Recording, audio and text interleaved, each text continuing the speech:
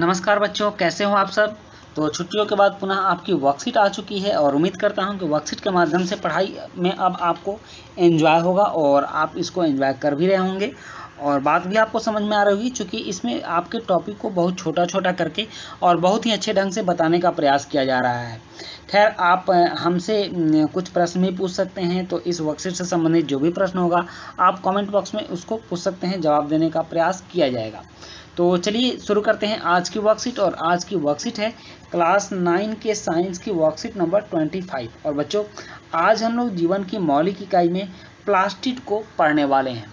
आपने अभी तक जो कोशिका पढ़ा है, तो कोशिका में आपने पादप कोशिका और जंतु कोशिका के बारे में जाना। आज जंतु कोशिका के एक महत्वपूर्ण भाग प्लास्टिड को जानेंगे। इस क्रम में ज्ञान पुनः अपने जिज्ञासा दीदी से पूछता है कि पौधे की पत्तियों का रंग हरा और फूलों का रंग अलग अलग क्यों होता है।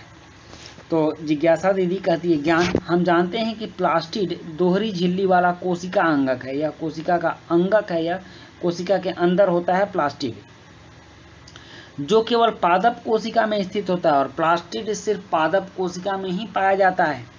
प्लास्टिड दो प्रकार के होते हैं, ल्यूकोप्लास्ट और क्रोमोप्लास्ट।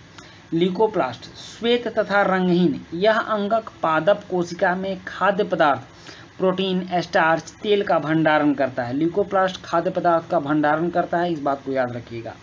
और क्रोमोप्लास्ट, यह प्लास्टिड, इस प्लास्टिड में विभिन्न रंग के वर्णक जैसे पीले, नारंगी और लाल इत्यादि होते हैं, जो पादपों में फूल और फलों को विभिन्न रंग प्रदान करते हैं। जिस क्रोमोप्लास्ट में हरे रंग का वर्णक क्लोरोफिल होता है उसे क्लोरोप्लास्ट कहते हैं। मतलब क्रोमोप्लास्ट में हरे रंग का वर्णक होगा तो उसे क्लोरोप्लास्ट कहेंगे, जो पत्तियां या पादपों को हरा रंग प्रदान करता है। क्लोरोप्लास्ट में जीव जगत की सबसे महत्वपूर्ण जैव रासायनिक क्रिया प्रकाश संश्लेषण होती है। मतलब प्रकाश संश्लेषण कहाँ होती है, तो क्रोमोप्लास्ट के अंतर्गत, क्लोरोप्लास्ट के अंतर्गत होती है। इसके भीतर पाए जाने वाले खाली स्थान को एस्ट्रोमा कहते हैं। जैसे कि इसमें जो खाली स्थान होगा आप यहाँ देख सकते हो, ये खाली स्थान है तो इसको एस्ट्रोमा कहते हैं। यहाँ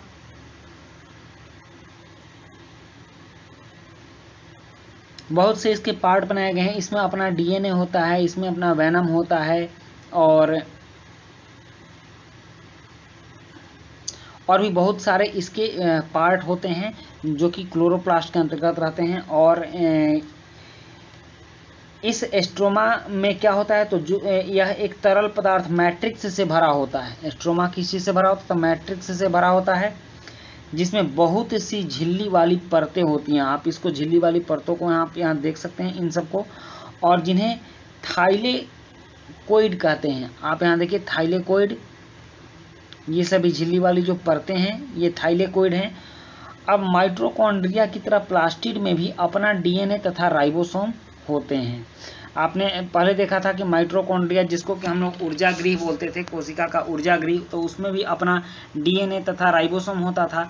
तो इसमें भी प्लास्टिड में भी थाइलेकोइड में, क्लोरोप्लास्ट में भी, इस प्लास्टिड में अपना डीएनए और राइबोसोम होता है। अब ये कह रहा है कि दीदी प्रकाश संश्लेषण क्रिया क्या होती है। इसने प्रकाश संश्लेषण सुना तो प्रकाश संश्लेषण पर क्वेश्चन कर दिया। ज्ञान पूछ रहा है कि पौधों में होने वाली प्रकाश संश्लेषण की क्रिया सभी जीवों के लिए एक बहुत ही महत्वपूर्ण क्रिया, क्योंकि इसी प्रकाश संश्लेषण की क्रिया के फलस्वरूप हमको O2 ऑक्सीजन मिलता है। यह क्रिया पादप कोशिका के क्लोरोप्लास्ट में क्लोरोफिल वर्णक की वजह से संभव होती है। इस क्रिया में हरे पौधे सूर्य के प्रकाश की उपस्थिति में वायु से कार्बन डाइऑक्साइड तथा भूमि से जल लेकर कार्बनिक खाद्य पदार्थों जैसे कार्बोहाइड्रेट, ग्लूकोज का निर्माण करते हैं तथा ऑक्सीजन गैस O2 बाहर निकालते हैं। और इसकी रासायनिक अभिक्रिया है कि 6 कार्बन डाइऑक्साइड के अणु मिलकर 12 जल के अणुओं से अभिक्रिया करते हैं, जो प्रकाश और क्लोरोफिल की उपस्थिति में होता है।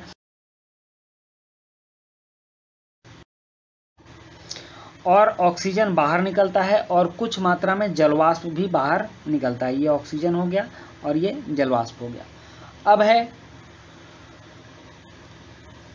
स्वयं को जांचिए। कुछ प्रश्न है जैसे प्रकाश संश्लेषण के लिए आवश्यक कोशिका अंगक कौन सा है, प्लास्टिड के विभिन्न प्रकार तथा उनके कार्य लिखिए, प्रकाश संश्लेषण का संक्षेप में वर्णन कीजिए, और क्लोरोफिल किस प्लास्टिड में होता है, कौन सी 2 कोशिकांग में उनका अपना डीएनए होता है, इस चीज को आप जांचिए। तो चलिए अब इन प्रश्नों का उत्तर करते हैं। प्रश्न 1 है कि प्रकाश संश्लेषण के लिए आवश्यक कोशिका अंगक कौन सा है। तो इसका उत्तर है कि प्रकाश संश्लेषण के लिए आवश्यक कोशिका अंगक क्लोरोप्लास्ट है। और फिर प्रश्न 2 है कि प्लास्टिड के विभिन्न प्रकार और उनके कार्य लिखिए। तो प्लास्टिड 2 प्रकार के होते हैं, प्लास्टिड यहाँ ड होगा, ल्यूकोप्लास्ट और क्रोमोप्लास्ट। ल्यूकोप्लास्ट पादप कोशिका में खाद्य पदार्थों का भंडारण करता है और क्रोमोप्लास्ट पादपों में फूल और फलों को रंग प्रदान करता है। प्रश्न 3 है कि प्रकाश संश्लेषण का संक्षेप में वर्णन कीजिए। तो इसका उत्तर होगा कि प्रकाश संश्लेषण प्रक्रिया में पौधे सूर्य के प्रकाश की उपस्थिति में वायु से कार्बन डाइऑक्साइड तथा भूमि से जल लेकर कार्बनिक खाद्य पदार्थों जैसे कार्बोहाइड्रेट, ग्लूकोज का निर्माण करते हैं तथा ऑक्सीजन गैस बाहर निकालते हैं। और फिर प्रश्न 4 है कि क्लोरोफिल किस प्लास्टिड में होता है, कौन सी 2 कोशिका अंगों में अपना डीएनए होता है। तो क्लोरोफिल क्रोमोप्लास्ट प्लास्टिड में होता है और माइटोकॉन्ड्रिया और प्लास्टिड में अपना डीएनए होता है। तो बच्चों ये थी आपकी आज की वर्कशीट, और आज की वर्कशीट में हम लोगों ने जीवन की मौलिक इकाई कोशिका के अंगक प्लास्टिड के बारे में जाना।